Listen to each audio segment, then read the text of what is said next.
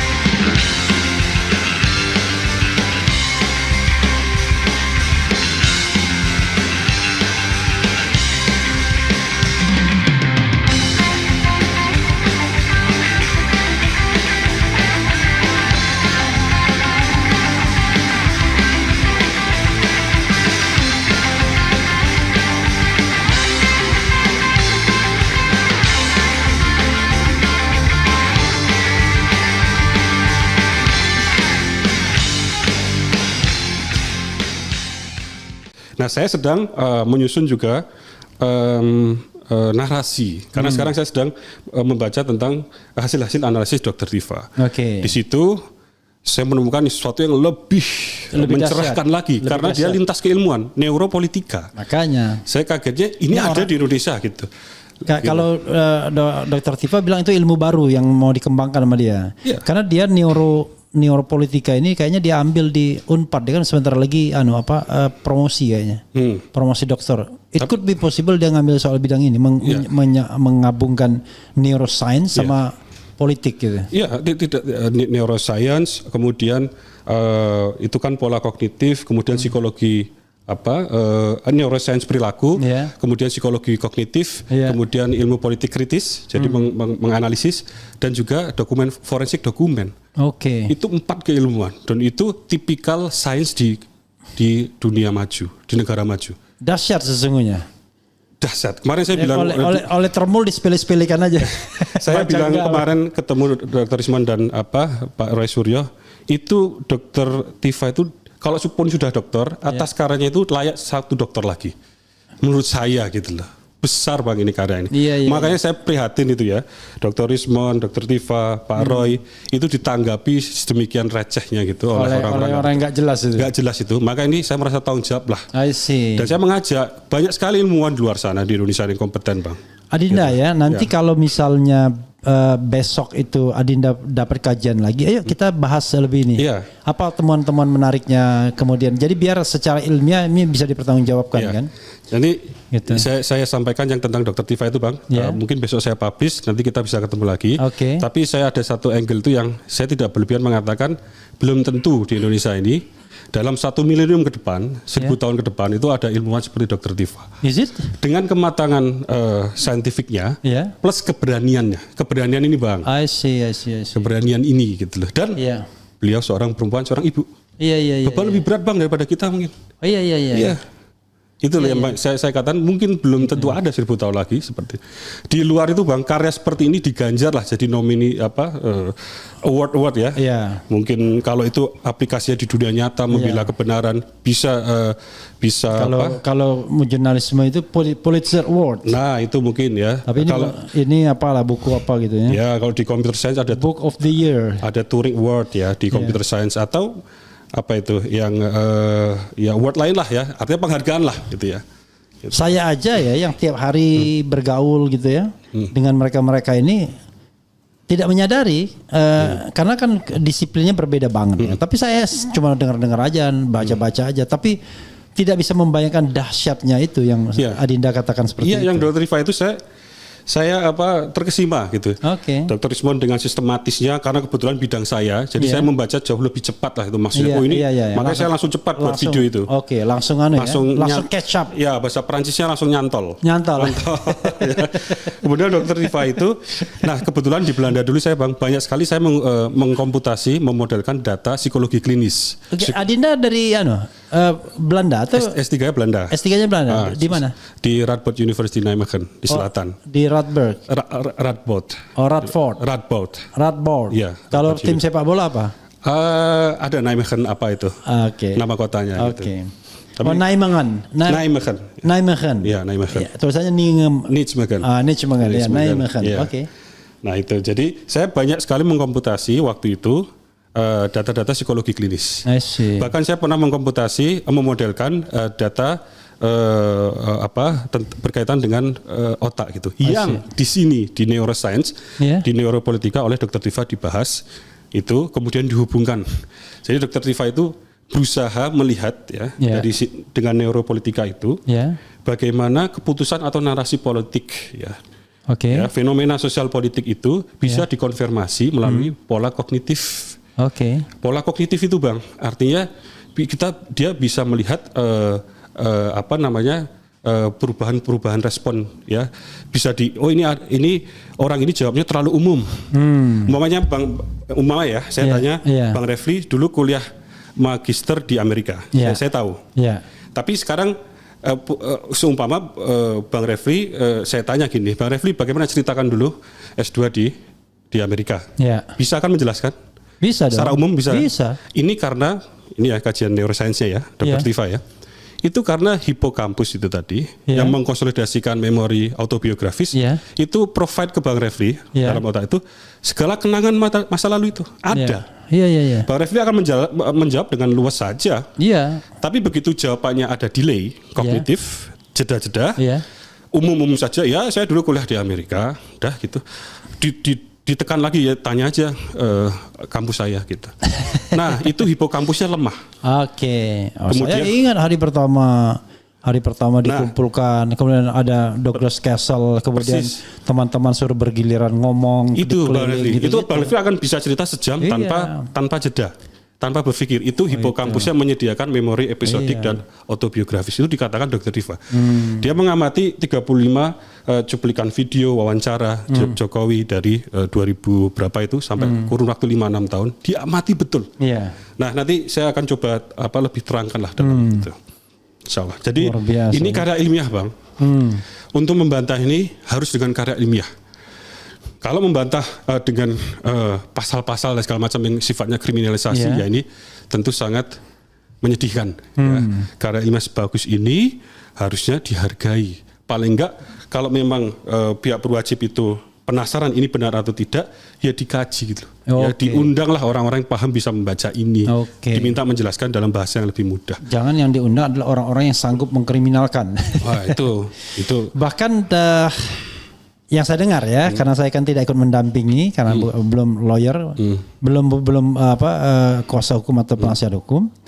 Itu Dr. Tifa bahkan seolah diragukan keilmiahannya, diragukan kompetensinya, bahwa dia tidak punya legal standing untuk ngomong, untuk melakukan semacam penelitian apapun termasuk ijazah dan lain sebagainya. Padahal kan pendekatannya kan dia kan menggunakan pendekatan neuropolitika yang barangkali berbeda. Kan saya ingat perdebatan dengan Ade Armando. Gimana coba membuktikan antara di ilmu otak itu dengan ini palsu atau enggak?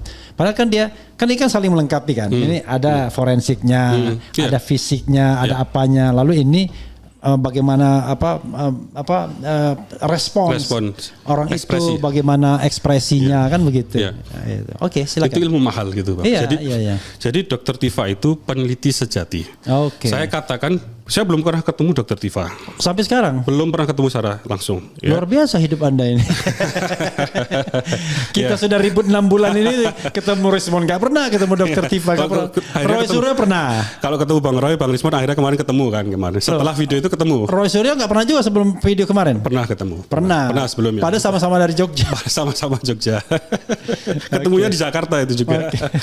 Nah, kalau ketemu langsung Dr. Tifa artinya berbincang-bincang berkenalan itu belum pernah. Artinya saya ingin menyampaikan yang saya sampaikan itu insya Allah objektif. Iya. Nah, saya amati. Jadi kemarin setelah saya sambil baca ini, sekarang masih baca ini, ya, supaya seksama, supaya yang saya sampaikan nanti juga atas dasar yang kuat lah ya analisis juga. Itu saya amati juga pernyataan-pernyataan beliau. Saya bisa katakan beliau peneliti sejati. Ya, selain tadi yang saya sampaikan metodologi yang dipaparkan di sini itu sangat saintifik. Ya, itu dari sedikit banyak pengalaman saya mereview jurnal internasional, Bang. Jadi saya sedikit banyak adalah pengalaman, termasuk mereview jurnal-jurnal Q1. Ya, bagi saya pencapaian tertinggi mungkin permintaan dari scientific report. Itu jurnal dari Nature. Itu saya pernah diminta kalau dari BMC dan lain-lain cukup dulu setiap sebulan ada sekali 2 kali lah. Artinya saya ada standar yang saya lihat di luar sana. Saya lihat ada di sini. I see.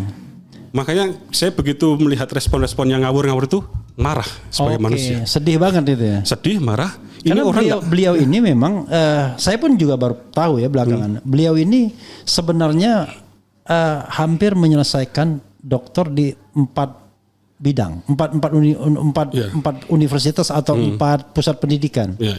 Dan itu berbeda-beda. 1 politik di Unpad, 2 kedokteran di UI bakal. Nah itu dalam berapa bulan ke depan atau mungkin kemudian sempat juga filsafat di Dryarkara, tapi kelihatannya kita tidak tahu apakah akan diselesaikan. Dan satunya lagi di Norwegia.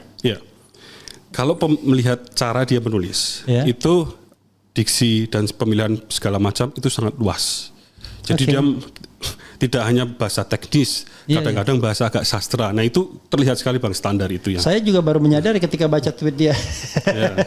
Ternyata, ini titik koma dan lain sebagainya rapi banget.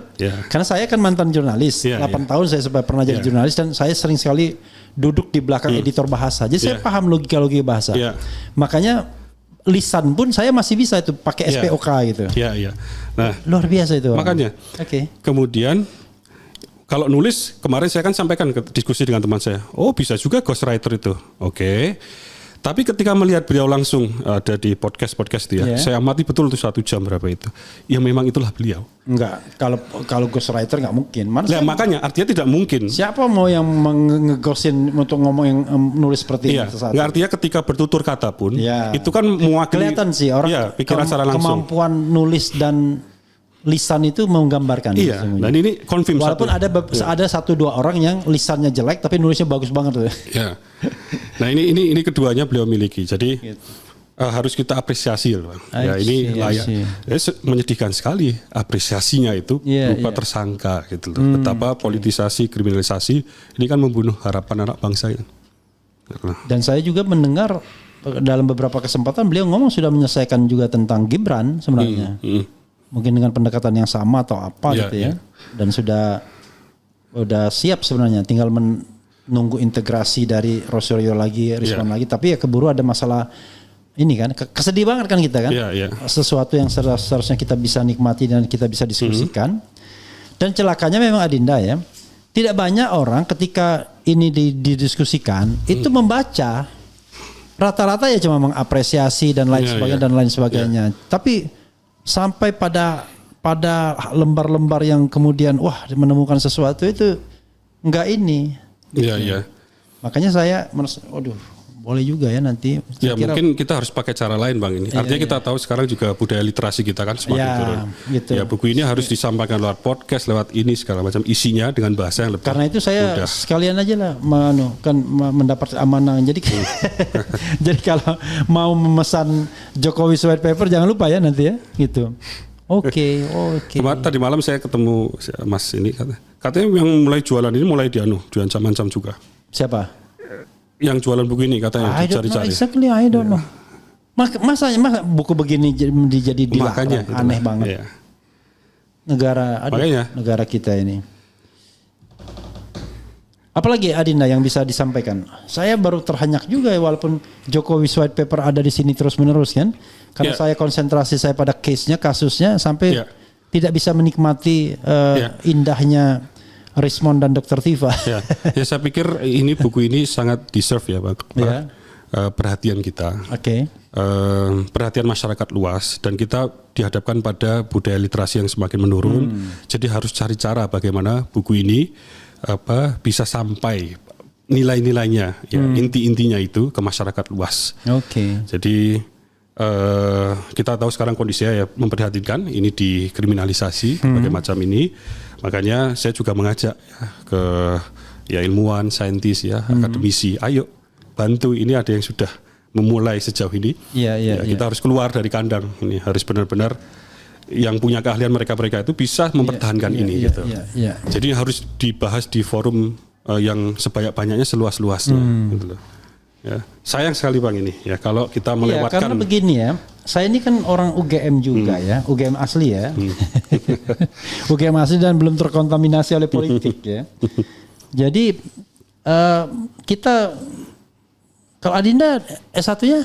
Di UII. Oh UI 1 ya? UI 1, UII Jogja. UI 1. Jadi anak-anak UGM itu ya sebenarnya dia betul-betul memegang tradisi ilmu ya yang baik gitu ya. Paling tidak beda lah Jogjanis ya, Jogja style itu beda. Karena kita dari awal tuh tidak dididik untuk materialistik. Oke. Jadi materialismenya itu baru setelah pindah ke Jakarta. Di sana masih pure ya, Iya, masih pure. Pokoknya berpikirnya tuh beda banget. Iya.